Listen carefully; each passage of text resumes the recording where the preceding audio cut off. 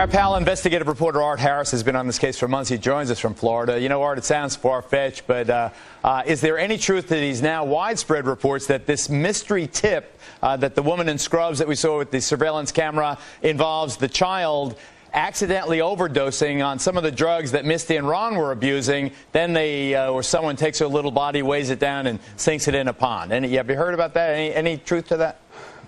Geraldo, they haven't connected it yet. I don't have confirmation on that. I do have information that the letter was somewhat, the tipster was related to a search that was done in the woods behind the trailer where Ronald was living with Haleigh and Misty.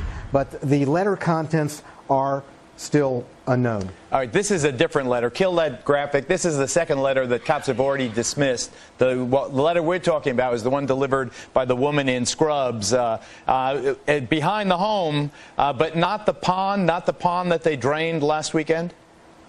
Yeah, it was the pond was happening before either of these letters surfaced, Geraldo, and you know, you could link the pond to the other letter, which actually details this police theory. It's an actual police theory that they confronted Christina Pravat with, who was Misty's driver on that wild weekend you were describing.